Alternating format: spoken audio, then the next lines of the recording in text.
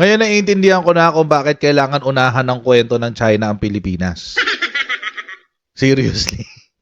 Kasi alam nyo mga kochero, kapag nauna ang kwento ng Pilipinas, mas nakakahiya kay China.